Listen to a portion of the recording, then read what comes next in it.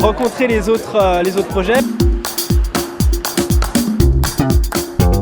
C'est un vrai proto, hein, et c'est vraiment pour vous. Pas mal de rencontres. Tout ça se fait dans un super esprit en plus. Donc.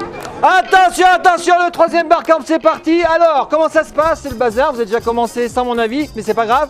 Ici, les gens de Atos, donc ici, il y a des démonstrations sur le traitement des données, on m'a dit.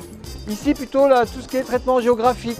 Là-bas, vous avez les gens de 109 Lab. C'est une start-up qui est en train de se mettre en place. C'est la première fois qu'ils montrent ce qu'ils font.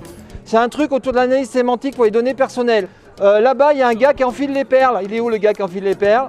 C'est Pearl Tree, faire des arbres avec des perles ou des perles avec des arbres, je ne sais plus dans quel sens ça marche. Sophie est à l'Université de Lyon, on est dans l'Université de Lyon, et elle présente un concept, c'est OpenCourseWare, les cours ouverts qui sont développés par plusieurs universités, dont le MIT. Derrière, par là-bas, vous avez François. François va présenter un projet sans Corée, qui est un projet de cours ouvert pour l'Afrique. Allez, c'est parti.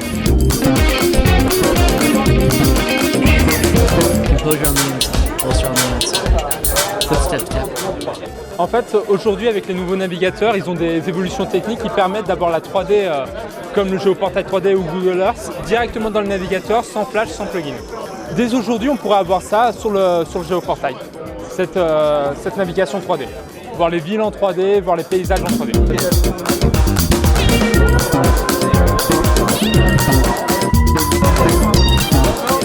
L'idée de Pearl Tree, c'est de construire sa bibliothèque du web.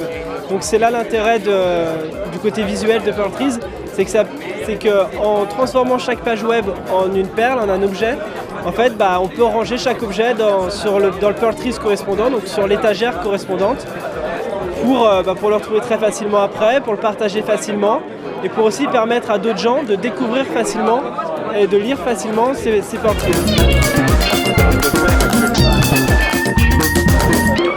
Notre parti pris chez 109 Labs, c'est de considérer chaque donnée numérique comme une trace de la vie réelle.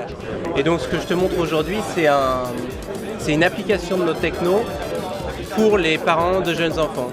D'accord. Ça s'appelle Blaboom.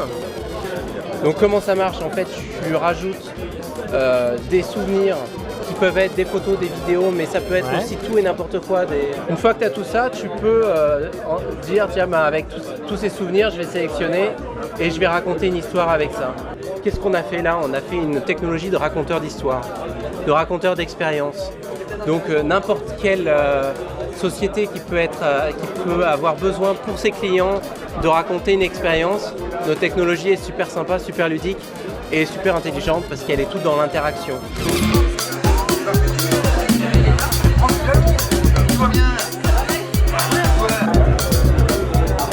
Donc en fait, l'OpenCourseWare, c'est une initiative qui au départ est des Américains, on le sait tous, et qui ont décidé de mettre gratuitement en ligne les cours. Voilà, moi, je trouvais que c'était une belle initiative. Et quand ils sont venus présenter en France il y a 2 ans, Vijay Kumar du MIT, que tu connais. Très bien. Le problème, c'est que quand il a montré la carte du monde, en fait, en France, on était Il y avait un trou noir. Il y avait un grand trou noir. D'accord. Et donc là, j'ai été un petit peu choquée et du coup, je me suis dit, on va adhérer. Au niveau de VET-AgroSup, puisque je suis VET-AgroSup, d'accord? Mais ça ne suffisait pas. Il faut que tout le monde adhère et toutes les matières, etc. Il faut que la France soit présente dans ce système.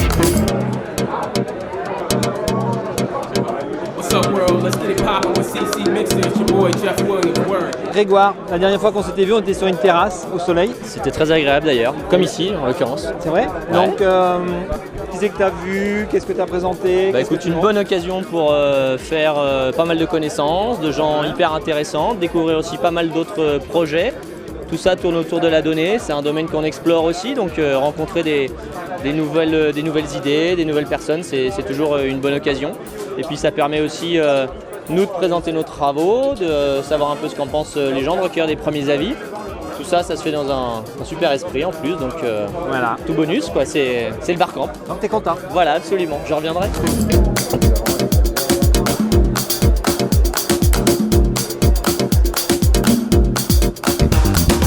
Bon, t'as vu du monde, t'as appris des choses? Alors j'ai vu 2 ou 3 personnes que je connaissais déjà, des mecs de chez Pearl Trees, qui font ce qu'on appelle la curation actuellement. Il y en a d'autres que je connais aussi, c'était Laurent Aswad qui s'occupe de faire un projet sur la mémoire au niveau de la famille. Sinon, non, la plupart je les connais pas. Pourtant, je fréquente pas mal d'événements web sur Lyon. J'ai bien fait de te sortir alors. Ouais, pourquoi pas, ouais. Mais ça manque un lieu quand même, hein, comme ça à Lyon. Et il manque effectivement une cantine lyonnaise. Donc ça te plaît comme formule? Ah oui, excellent, oui. Bon. C'est même mieux que ça reste petit et pas trop grand. Après, ça donne encore ce côté convivial. C'est pointu quand même comme sujet. Hein, l'open data, oui, ça reste encore les Uber, comme on dit, ceux qui sont un peu à la pointe, mais ça va le devenir. Suffit qu'on mette ça en avant. On voit certaines applications qui sont prometteuses là, pour le grand public.